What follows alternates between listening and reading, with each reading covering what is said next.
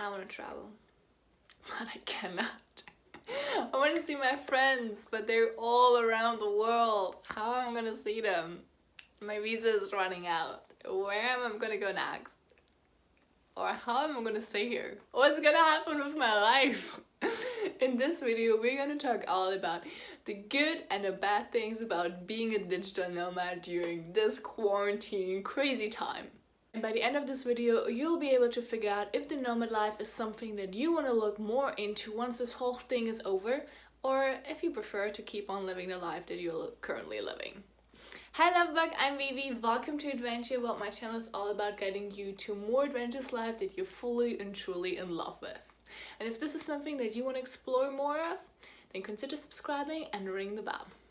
The digital nomad life always sounds so cool. You get your laptop, which obviously most people have a Mac.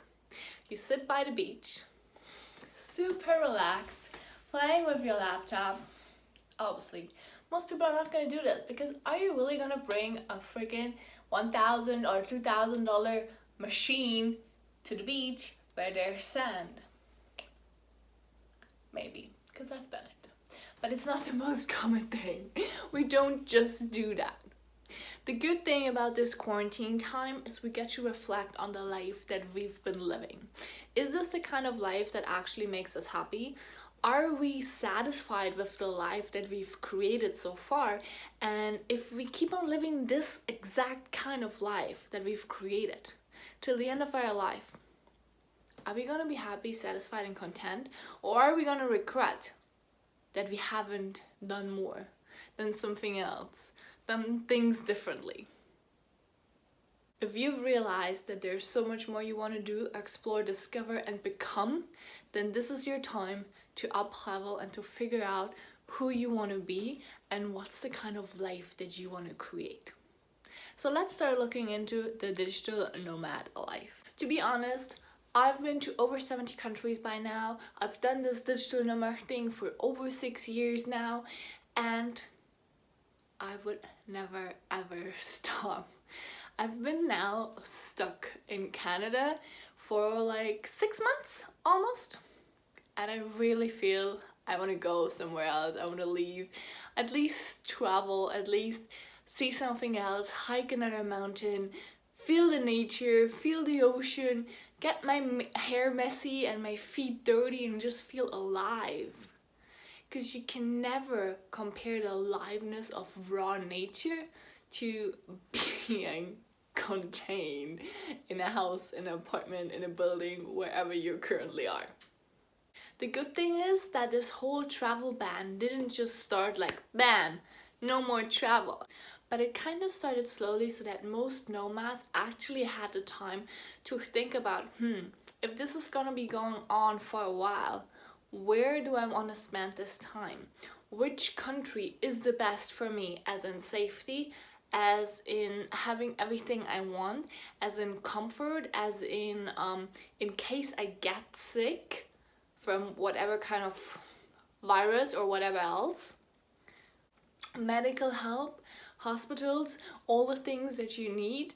Where is the best place for me to live and experience this new situation? First of all, some nomad insurance like Safety Wing were like, oh, excuse us guys, but we're not gonna be able to cover your medical expenses in case you're getting sick. Are you serious?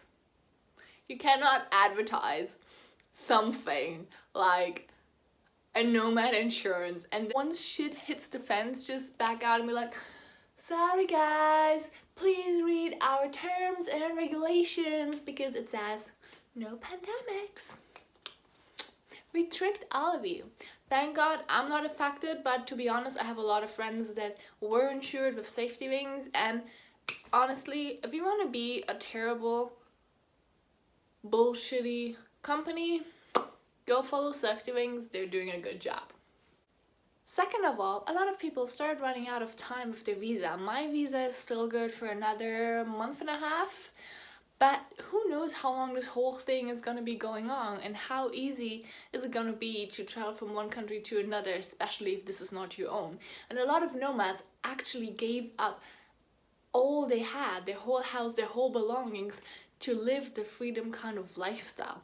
So if you have family that has your back no matter what, that's amazing, and I'm very, very grateful for all the beautiful families and friends around the world that are like, hey guys, if you need something, if you have a problem, come and stay with us. And if you know that you have that kind of family, count yourself as extremely lucky. I could have come back to my family, but I chose to stay here in Canada, actually just because I had plans for going to Colombia and going to Mexico, and it's kind of close to Canada anyways. But you know what, all the plans got cancelled. Bad luck, but I always think if it's a no right now, it will be a yes later on, so let's stay positive.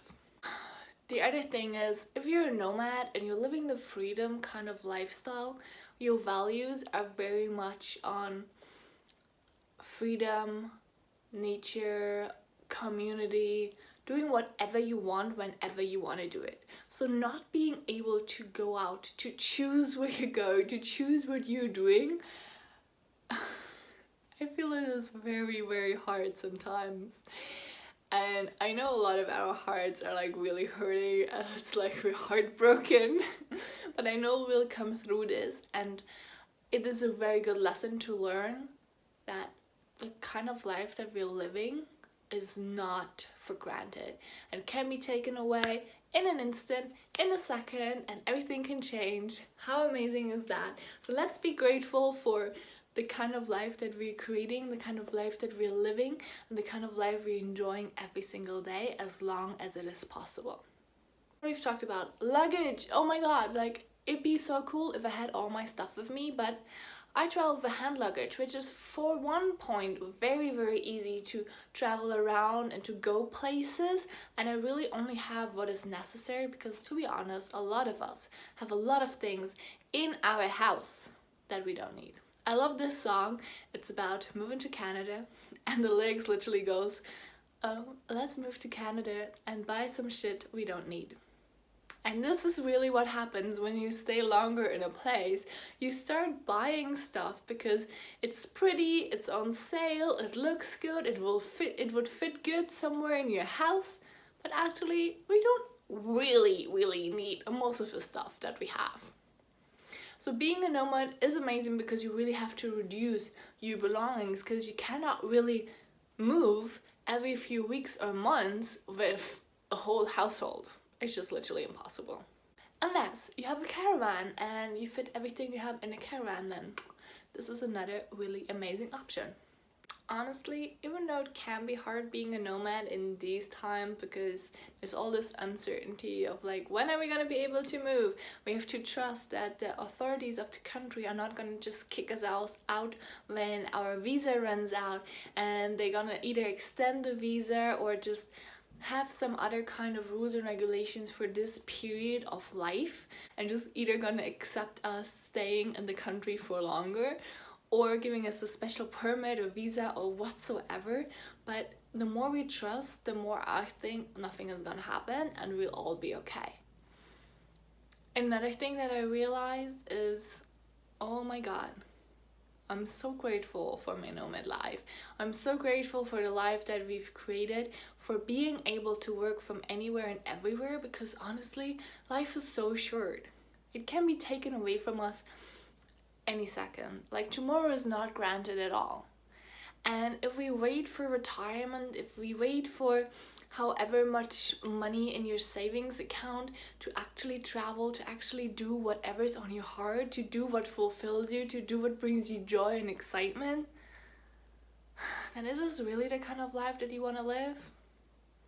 Because to be honest, there's so much to see and explore in this world, and I've been to over 70 countries by now, and there's still so much I want to do and experience. Like, you're never going to be able to do it all. So you might as well start as soon as possible. Just make it work. There's always a way. And go for it. And live your best life. And live your dream. And make everything you desire come true. Because to be honest, it is more than possible. So if there's one thing I want to give to you today, is think about the kind of life you want to create. Think about the last day of your life. How do you want to look back at your life and think about the last day of your life? How do you want to look back at your life and feel about the life you've led? And I know my mom used to work in the oncology department, and people die much earlier than they expect. And most people have a lot of regrets from not doing the things they actually wanted to do. And always saying, oh, one day I'm gonna do it. That's one of my biggest life lessons that I learned from my mom. That as soon as we desire something, go make it work. Go live your best life. It is totally worth it. I hope you have a beautiful day. Consider subscribing to my channel if you want to create your best life. And share this video with all your friends and family that would benefit from watching this video. Thank you so much, and I'm going to see you in my next video.